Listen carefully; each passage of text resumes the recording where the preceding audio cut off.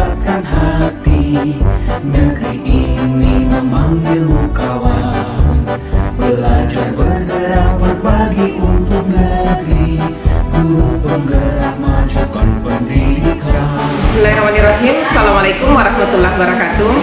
Perkenalkan, saya Nasra SPDI dari SMP Negeri 8 Palopo, CGP Angkatan 9 Kota Palopo. Hari ini saya akan mengadakan percakapan pra-observasi bersama dengan Ibu Rosida SPD MPD, guru IPS di SMP Negeri 8 Palopo. Assalamualaikum Bu Rosida. Waalaikumsalam warahmatullahi wabarakatuh. Bagaimana kabarnya hari ini Bu? Alhamdulillah baik. Alhamdulillah. Baik Bu, beberapa hari yang lalu saya sudah menyampaikan bahwa saya akan melakukan kegiatan supervisi akademik di kelas Ibu ya. Iya. Hari ini kita adakan percakapan pra-observasi ya Bu, sebelum nantinya saya akan melihat proses pembelajaran Ibu di kelas. Iya, baik Bu.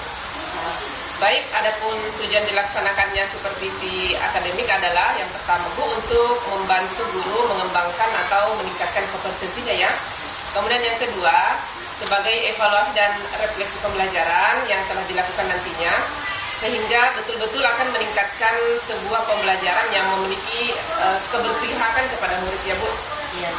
Baik, dan kenapa hari ini kita lakukan percakapan pra-observasi sebagai persiapan awal sebelum nantinya Ibu melakukan kegiatan pembelajaran, agar Ibu itu lebih siap dan lebih percaya diri di dalam kelas sehingga memberikan pembelajaran yang terbaik bagi murid ya Bu di kelas. Iya.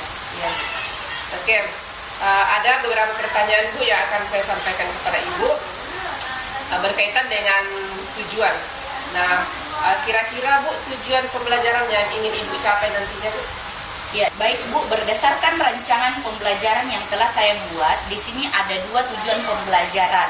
Yang pertama, peserta didik mampu memahami potensi sumber daya alam. Yang kedua, peserta didik mampu membuat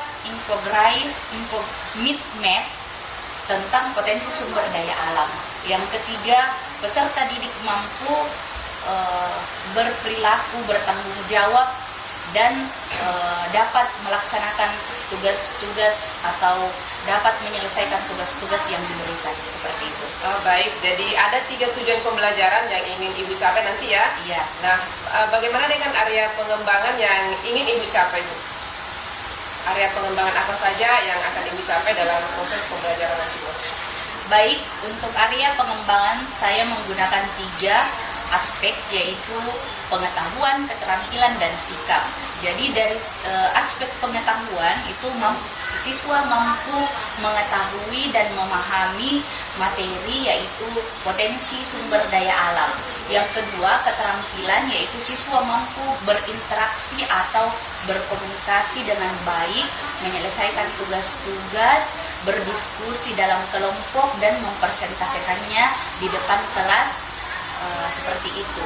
Dan aspek sikap, yaitu siswa mampu bertanggung jawab dan menyelesaikan tugas-tugas yang diberikan, seperti itu.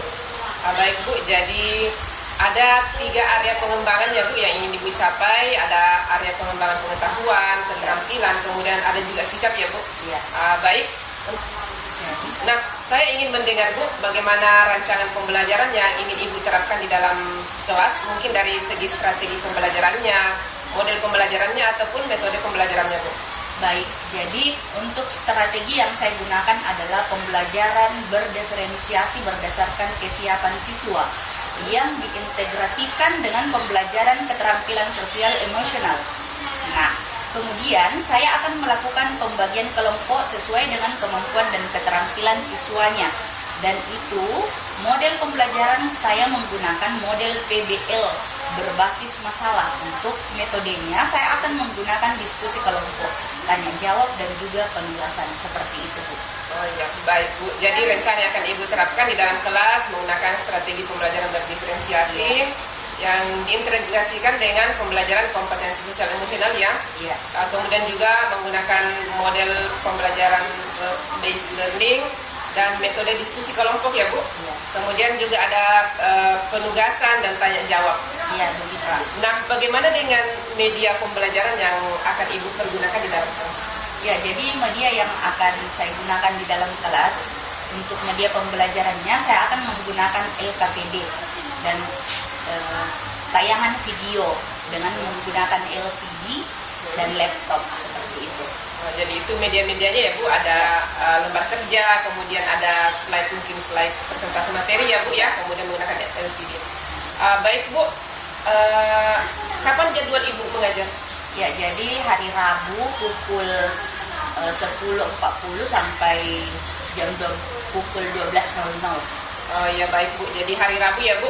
Ya. Ya, saya akan melakukan supervisi kelas di kelas Ibu pada hari Rabu ya. Ya. Dan melihat serta saya juga akan mencatat hal-hal apa saja yang terjadi di kelas Ibu ya. Ya. Nanti setelah Ibu melakukan kegiatan pembelajaran di kelas, kita akan adakan percakapan yang terakhir ya Bu, yaitu percakapan pasca observasi yang nanti akan didampingi juga oleh pengajar praktis saya, Ibu Ivi Juniati, Ya, baik. SPD MPD. Ya. Baik Bu, sebelum kita akhiri percakapan kita, kira-kira apa yang Ibu dapatkan dari hasil percakapan kita hari ini? Ya, dari percakapan tadi saya mendapatkan gambaran secara menyeluruh apa yang akan saya lakukan nanti di kelas. Sehingga saya akan merasa lebih santai dan lebih siap dalam melakukan pembelajaran nantinya di kelas seperti itu. Ya, baik Bu. Terima kasih Bu atas waktunya. Kita sudah berbincang-bincang di percakapan praobservasi ini. Nanti kita ketemu dalam kelas ya Bu. Iya. Ya, baik Bu. Ya, mungkin cukup percakapan kita hari ini ya Bu ya. Terima kasih juga atas waktunya. Ya, terima kasih Bu Rosida. Belajar bergerak berbagi untuk negeri demi bakti pada Ibu Pertiwi.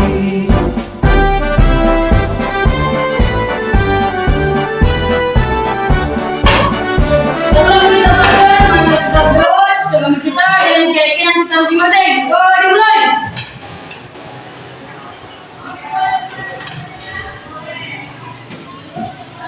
Selesai. Kembali salam. Assalamualaikum warahmatullahi wabarakatuh. Dengarkan namanya Ibu absen. Ya. Hadir Bu. Oke, jadi tujuan pembelajaran hari ini atau materi pembelajaran hari ini adalah potensi ekonomi lingkungan. Tujuan pembelajarannya ada dua, yaitu menjelaskan potensi sumber daya alam, yang kedua mengidentifikasi faktor yang menyebabkan perubahan potensi sumber daya alam. Jadi sekarang tugas kalian pertama adalah mengamati gambar di atas video lingkungan. Potensi sumber daya alam, mari kita bagi menjadi 3 teman-teman. Jadi kita ulang dari awal. Halo teman-teman, bertemu lagi bersama kakak di GS Channel Revolusi. Halo teman-teman, mari kita mengenal seberapa sih potensi sumber daya alam di negara kita ya. Agar mudah mengenalinya, potensi sumber daya alam sebagai kawasan hutan loh. Jenis hutan berdasarkan fungsinya terdapat beberapa jenis ya. Manusia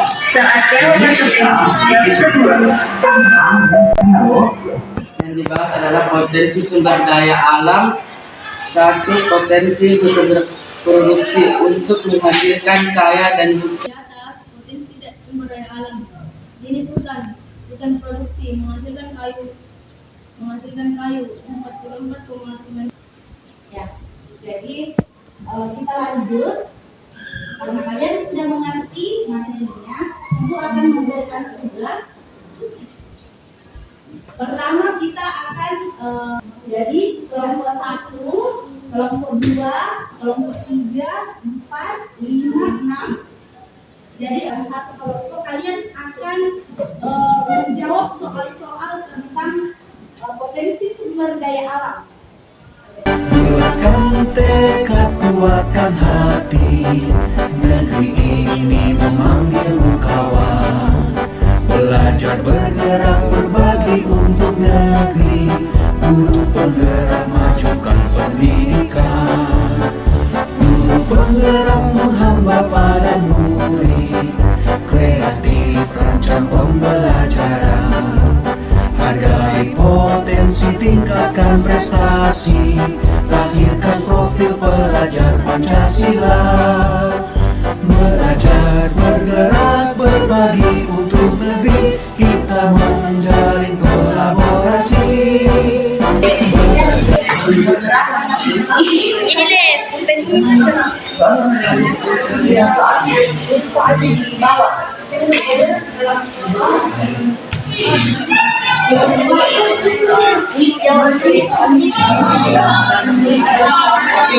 Waktunya untuk presentase hasil kerja kalian. Kelompok 3 siap untuk mempresentasikan? Siap. Oke, silakan. Diskusikanlah dan barang kamu terutama yang sebenarnya tidak dapat diperbarui, dieksploitasi dan memperhatikan kelestarian lingkungan. Hal terjadi di Kembarang tambang turut dieksploitasi dan kalian memperhatikan kelestarian. Minyak bumi dan gas bumi, batu bara bermula dari endapan tumbuhan yang dapat mengaruhi suhu dan tekanan secara terus-menerus dalam waktu yang sangat lama hingga jutaan tahun. Minyak dan gas bumi,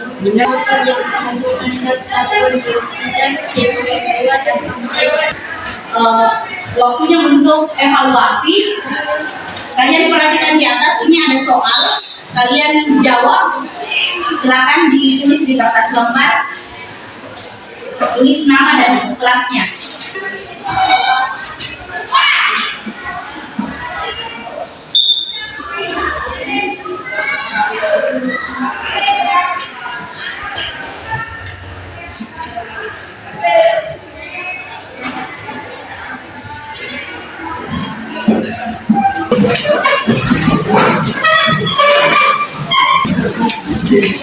Jadi untuk berikutnya sesi refleksi, siapa yang bisa menyampaikan hasil kesimpulan hari ini? Ya, Bung, silakan. Dari kegiatan pembelajaran hari ini, saya memahami bahwa potensi sumber daya alam di Indonesia terbagi menjadi 3. 1. Sumber daya alam hutan. 2. Sumber daya alam tembaga. 3. Jadi sumber daya alam hutan itu terbagi menjadi 2 lagi, yaitu hutan produksi dan hutan lindung. Hutan konservasi. Jadi itulah pembelajaran hari ini kita tutup dengan mengucapkan hal. Oke, sebelum kita pulang, mari kita berdoa. Siapkan tulisnya. Saya ulangi, kita melalui mereka bebas dengan kita dan keyakinan kita selesai. Doa dimulai.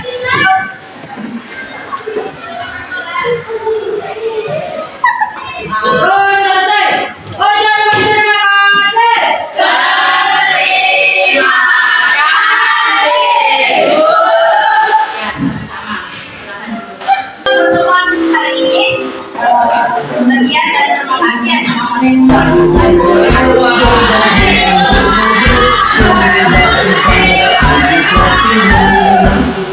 Belajar, bergerak, berbagi untuk negeri, kita menjalin kolaborasi. Belajar, Assalamualaikum warahmatullahi wabarakatuh. Waalaikumsalam warahmatullahi wabarakatuh. Jumpa kembali di percakapan pasca observasi.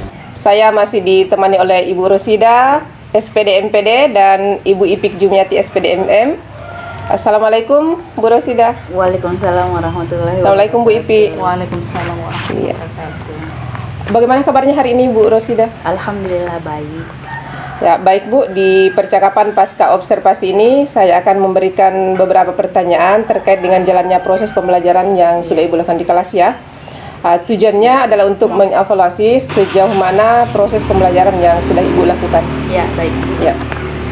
Baik Bu, untuk pertanyaan pertama saya akan menanyakan tentang perasaannya Bu Rosida selama melakukan pembelajaran tadi. Ya, jadi perasaan saya Bu sangat bahagia karena ini salah satu pembelajaran bagi saya sebagai guru, yaitu memberikan masukan ketika ada yang salah seperti itu. Ya, baik Bu, alhamdulillah. Bisa Bu diceritakan kembali area pengembangan apa yang sudah Ibu lakukan dalam kelas, kemudian langkah-langkah atau tahapan apa yang sudah Ibu lakukan di dalam kelas? Ya, mungkin kalau tahapan Bu, saya sudah membuat perangkat pembelajaran, menyiapkan alat dan media yang saya buat, yang saya butuhkan. Dan kemudian selanjutnya untuk area pengembangan Area pengembangan pengetahuan. pengembangan dari pengetahuan, segi pengetahuan itu yaitu siswa mampu mengetahui kompetensi sumber daya alam, kemudian keterampilannya. Dari segi keterampilan itu siswa mampu membuat mind map, dan kemudian sikapnya, segi sikap itu siswa dapat bertanggung jawab, kemudian menyelesaikan tugasnya dengan baik, dan inspirasi dari pembelajaran tentang potensi sumber daya alam tersebut.